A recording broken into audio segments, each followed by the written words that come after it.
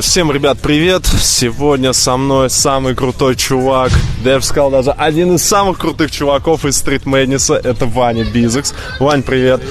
Ему большое спасибо за то, что он вообще мне сегодня дает интервью и сегодня меня обучит нескольким фишечкам, то есть одной фишечке. АК-3, да, АК-3000. Вань, смотри, мне сегодня захотелось вообще с тобой пообщаться, чтобы ты рассказал немного о своей деятельности, о жизни, в общем, о чемпионате мира и так далее. Поэтому у меня первый вопрос к тебе такой. Как вообще вот создавалось движение Street Madness? С чего вообще все начиналось это? Ну, начнем с того, что движение Street Madness не совсем правильная формулировка. Street Madness — это команда, в первую очередь, команда уличных футболистов и футбольных фристайлеров. Вот. Начинали мы, собственно, как команда, которая увлекается футбольным фристайлом и уличным футболом. Вот. Дальше у нас уже поэтапно, спустя время, образовывались всякие движухи типа школы, типа турниров, панна, уличный футбол, там 3х3, 5х5 и так далее. Вот, собственно, поэтому движение, наверное, уличного футбола. Вот, а Street Madness — это команда, в первую очередь. Джинс футбол. Можешь мне рассказать, кто вот был как бы источником всего этого движения уличного футбола? Именно с какой стороны это шло? Именно кто вот зачинщик всего этого всего? Ну смотри, уличный футбол, дворовой, я точно до сих пор не понял, как говорить правильно. Был, всегда есть и будет, просто с определенного времени он стал обрастать такой некой культурой, некой обверткой, может быть, даже маркетинговой и так далее. Но это со стороны, наверное, брендов маркетинг, а со стороны ребят это вот их видение, то, как они это видят, представляют эту культуру. Вот, соответственно, мы в России начали увлекаться это где-то в 2007 году, а в Европе это уже довольно-таки давно, даже не с 2000-х, наверное, годов. Вот, я впервые узнал об уличном футболе, о пане, о фристайле от нидерландцев. Это команда Street Kings, раньше они назывались Street Wizards, их капитаны это Эдвард Ван Гилс, Изи Хитман. Вот, да, известные ребята, легенды. Вот, мне удалось с ними все-таки увидеться, это была большая мечта. И, кстати, у нас завязался диалог там с Эдвардом, и, собственно, я сейчас с Папеном часть мировой команды Street Kings. Вот, так что мечта сбылась вдвойне.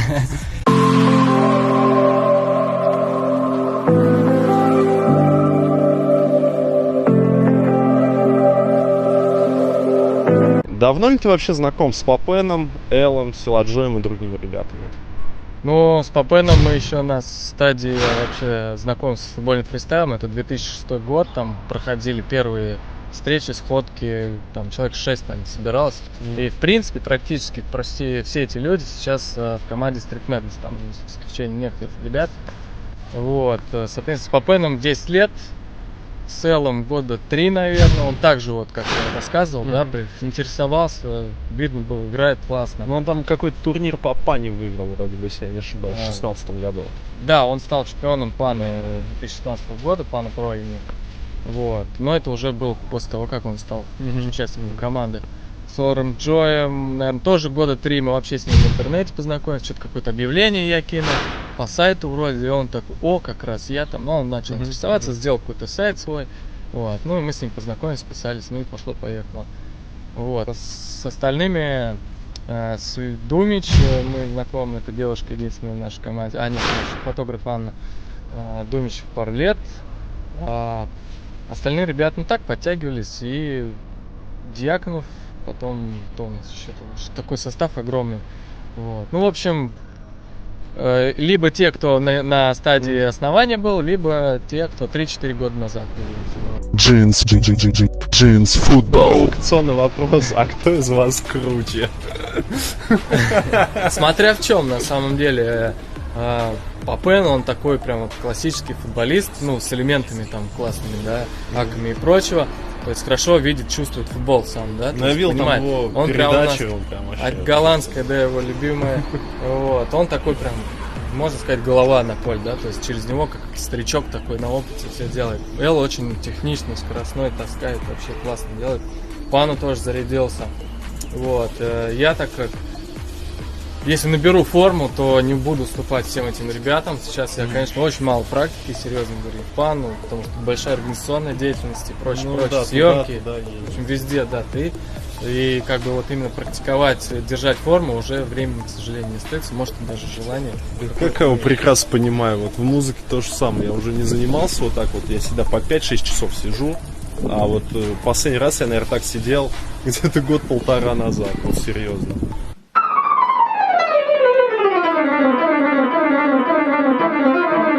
У вас была база, я помню, открылась на Савеловской, она закрылась, к сожалению. Потом вот буквально недавно музей Москвы было, тоже она закрылась. А еще откроют ли базу, ну, вот в этом году? И такой информации нет. Как всегда, там все покрыто тайной и так далее. Конечно же, нет, не будет. Секрет будет, да. Но так говорили 3 раза, да, и 3 раза она появлялась. Я очень надеюсь, очень верю, потому что это супер крутое место, супер крутая идея, какой-то центр, где ребята встречаются, общаются, тренируются, там куча разных активностей. Конечно, все это стоит больших денег, но оно того стоит, я думаю, компания это понимает. Вот, и надеюсь, они снова придут к этому, да. Давайте купим побольше вещей у них, чтобы у них появились деньги, парни, чтобы открыть нам. Адик рулит. Большая инвестиция в такое место, как Space. Поэтому предлагаю что-то сделать для этого вообще. Джинс футбол. Вот я как помню, ты амбассадор Adidas. А что тебе вообще дает вот, ну, этот контракт? И как так получилось, что ты стал амбассадором? Как я стал амбассадором? Когда мы начинали, ну, собственно, открыли школу, мы начали проводить турниры. Жан-Пьер Папен работал в Адидасе, он там дружил с ребятами, соответственно, предложил им, ну, всегда были, есть и будут, наверное, амбассадоры у компаний, там, тогда, наверное, только BMXеры, какие-то скейтеры были, всякие танцоры. Вот, и, собственно, ну, да, почему нет, давайте попробуем. Давали нам какие-то призы на турниры, собственно, мы их разыгрывали, популярность росла. Соответственно, мы много лет работали с компанией, на просто договорных условиях нам подкидывали, вот, и пришло время в один прекрасный момент, нам предложили контракт. Вот, контракт, ну, это обязательство, это бесплатный продукт, новенькие копочки. Моя мечта. Да, вот. Ну, понятненько. Ну и плюс еще там какие-то движухи от Adidas там в плане. Да, это большие возможности. Допустим, если вы посмотрите мою инсту, то там куча фоток с разными футболистами. Вот недавно была фотка с Кака и Кафу. Да. Это мы еще спросим. Да, окей, тогда не забегая вперед. Вот. Так, большие возможности во всяких мероприятиях. Как можно вообще попасть к вам вот в это стритмэнис, уличное безумие? Ну, кем вот нужно быть? Во-первых, самое главное, это нормальным человеком, адекватным парнем, да, или девчонкой. Вот. В первую очередь мы смотрим, конечно же, на это, просто общаемся, дружим. Дальше мы смотрим на твой интерес к вообще движухе, да, к уличному футболу или к команде, неважно, или самому спорту, как в целом, да. Вот, мы видим, что ты тренишь, ты вообще вот все мероприятия посещаешь, не только турниры какие-то, где-то у нас там есть какие-то коммерческие, да, там нужна пана, приезжайте, ставим пану, там какой-то детский абсолютно праздник, человек приезжает, там есть вот Саня Чучалин, вообще все посещают, где бы мы ни были, везде он есть. Собственно, чувак, не хочешь побыть там в банде, там, все, предложили парню, он там с удовольствием, с радостью, наверное, про себя он там мечтал, думал об этом, вот, и тут раз такая возможность бывает. На самом деле, если ты это ставишь, то это очень такой мотивационный момент. У нас есть команда, да, мы с ней, там, с ребятами общались из Питера. И там Витя Solar Joy, если ты не знаешь. Да, я вот с ним как раз списывался по поводу коллаборации. Да, и он делился такими переживаниями, которые были у меня, то что, блин, кто бы мог подумать. Парень опять оплошность допустил. Блин, кто бы мог подумать, что я там, будучи каким-то там клерком, который сидит там, CEO, там вот это вот все делает, и в итоге раз сидит там где-то в отеле в шикарном, там пьет пивко или что-то там, ну... За здоровый образ жизни. Ну это уже, знаете, как стереотип просто, он на самом деле не пьет вообще, можете сами спросить у него. Вот, сидит, пьет сок, и еще ему зарплату за это заплатят, он просто занимается любимым делом. И вот, самое главное. Любимое дело дает крутейшую возможность жить в кайф, заниматься любимым делом, на этом зарабатывать. на этом самореализовываться. Поэтому это очень крутая вообще история, и на это в первую очередь нужно, ребята, ставить акцент, а не на то, как найти спонсоров или еще что-то такое, потому что многие спрашивают, типа, а как там это? Ну, в основном из-за коммерческой выгоды. Да, они там, видят из-за все то, к движух чему им мы пофигу, пришли, там. 10 лет шли, они хотят это вот сразу получить, да, Ну, спросив как у меня. всегда. Нужно заняться любимым делом, а оно потом тебе ответит тем же, да, поэтому это главное. Так и есть именно. Даже сам Рокфеллер это говорил. Ребята, если вы хотите заработать денег чисто ради денег, то, поверьте, вы никогда не заработаете больших денег. Так это вот именно. Здесь нужно давать работе именно интерес, чтобы был. Но это, в принципе, и так везде. И в музыке то же самое, откуда я там родом. Да, самое главное не играть чужую роль. Найдите себя в этом мире, да, если вы хотите быть Истинно. футболистом. Истинно. Не будьте Криштиану Роналду, будьте другим, будьте лучше, будьте с собой просто. Как написано в одном меме, в общем, там Килиан Мбаппе сфотографировался с Криштиану Роналдо. Надо стремиться к тому, чтобы твой кумир стал потом в дальнейшем твоим соперником. В общем, вот так вот. Так, в принципе, и произошло. Да. В Лиге Чемпионов то же самое. Как бы. На чемпионате мира они не встретились, но все равно, как бы, Килиан показал класс. Несмотря на свои там 19 лет. Так.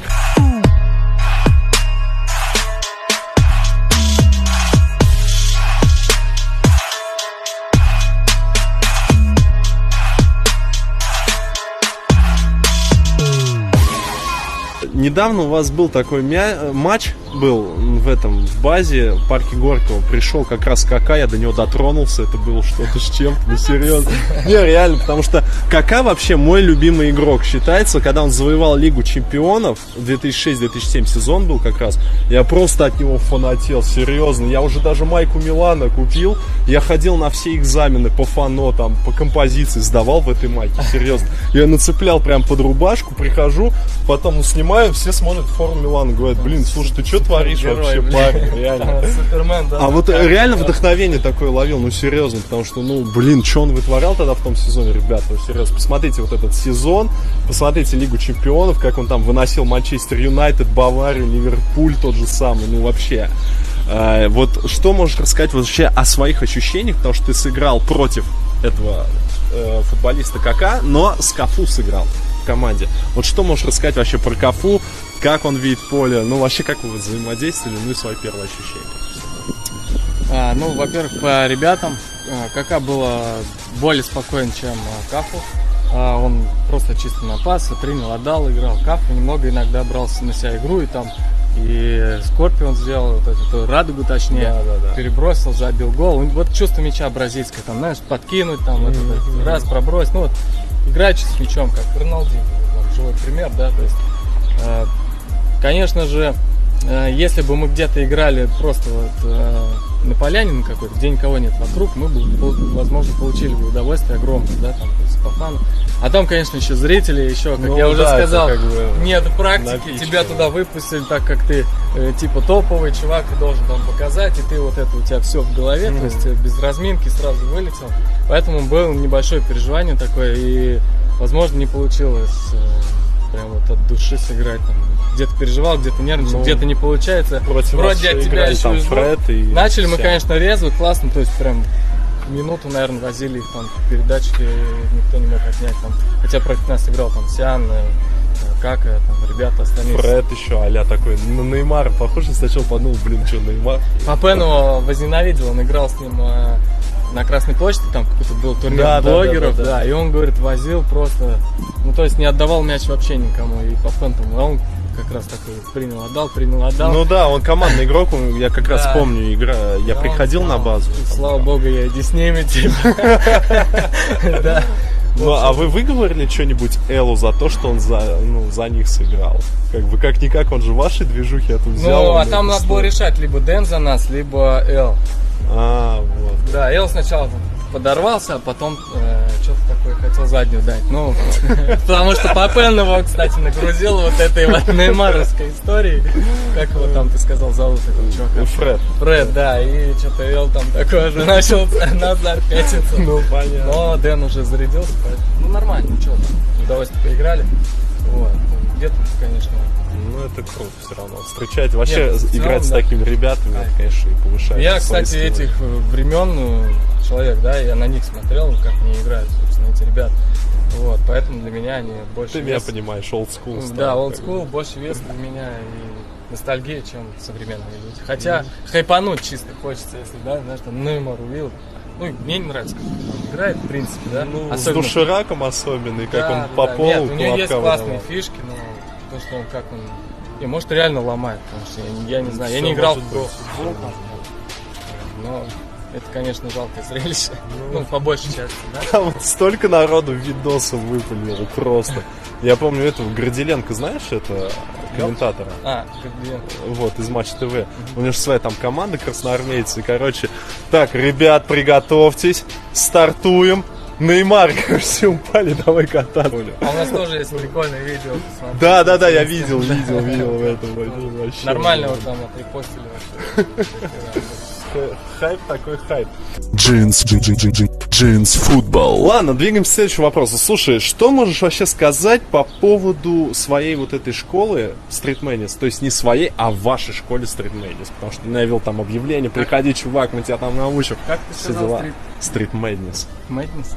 Ну, я правильно сказал или нет? Ну, Street Madness. Madness. Mad. Ребят, Mad. не бейте меня, сорян. Madness, вот.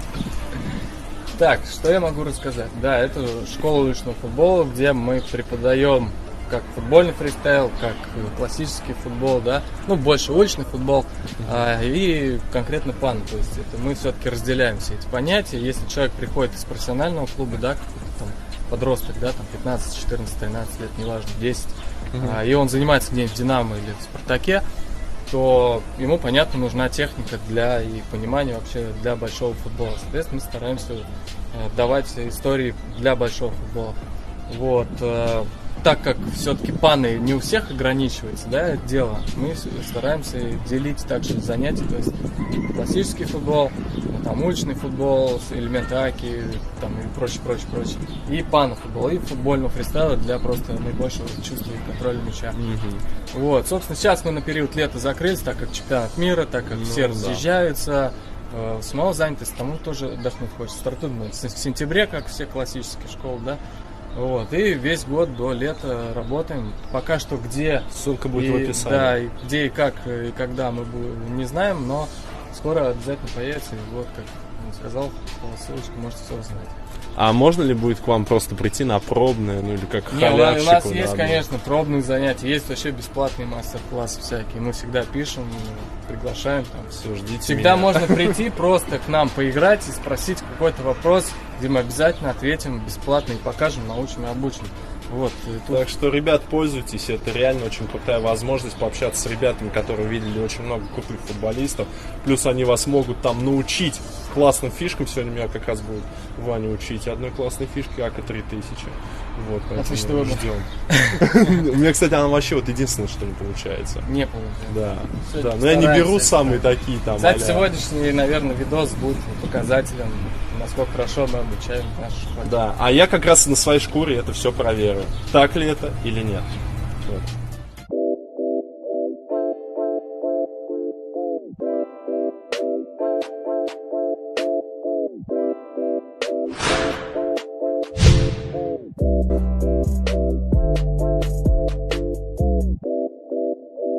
Сейчас, ребят, меня будут обучать, наверное, самой крутой фишке. И причем будет это делать Ваня. Он спец в этих делах. Сейчас мы проверим. Я всю жизнь мечтал эту сделать фишку, поэтому сбылась мечта идиота. АК-3000, да, твой Да. выбор? Давайте сразу начнем с теории. Теория у нас. АК-3000 придумал Easy Hitman. И для начала мы освоим Easy АК, да, соответственно, производная от его имени. Это первое, что нужно выучить Easy АК. Дальше мы уже будем усложнять до АК-3000. Поехали. Первое, с чего мы начнем, это поймем, что такое Easy АК и как она делается. Давай для начала попробуем удобной ногой, правой ногой. То есть бросим мячик, сделаем так и так. Колено. Оп, отлично. Умеешь, да, могешь. То есть ты практиковал раньше, да? Да, я знаю. Этот трюк, да, мы знаем. Можем его также отдельно использовать в игре. Принцип у нас. Убираем в сторону, игрок дергается, и мы его потом переводим. И сейчас попробуй то же самое на неудобную ногу сделать. Не торопясь, спокойно, легко. Нормально. Мы с вами разобрались, как выполняется Easy АК. В сторону, в сторону. Это производная АК-3000. что мы сейчас с тобой должны сделать? Мы будем действовать неудобной ногой, кидать с удобной стороны мяч. То есть я правша, я кидаю мяч с правой стороны. Сбоку, прямо вот здесь. Можно чуть-чуть даже завалить назад. То есть за себя. И что мы должны сделать дальше? Повернуться и сделать изи-ака. Так, так, так. Понятно, да? Раз. Да, все. 80% АК 3000 он уже выполнил. Что мы... Первого раза. Да, теперь что мы делаем? Опускаем мяч на землю. Поднимать можно несколькими способами. Либо вот таким образом, еще раз. То есть, да, выпрямляя ножку. Оп, вот так подбрасывая. Либо, как будто мы поднимаем мяч на лифте. Я попробую это сделать.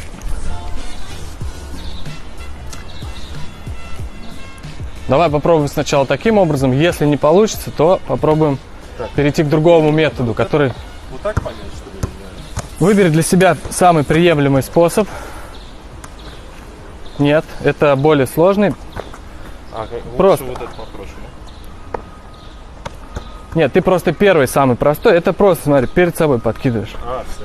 Все, вот так, раз. Только немножечко себе за спину.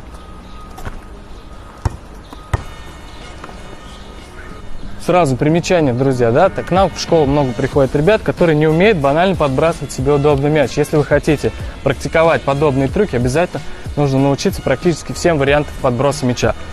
Первый, второй, здесь и так далее. Попробуйте это обточить, это очень быстро и легко придет к вам. Вот. Да. Только видите, мяч ушел слишком далеко от него. Мяч должен удариться вот в эту область. После того, как вы закинули его. Вот сюда. А ему пришлось растягиваться так, что нога уже выпрямлена. И там уже бить надо, а не отталкивать. А вам еще это нужно сделать.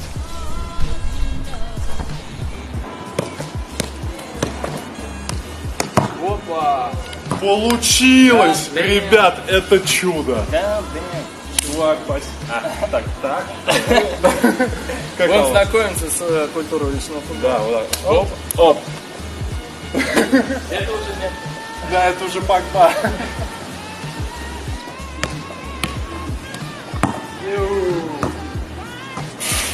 Так, 3000 где?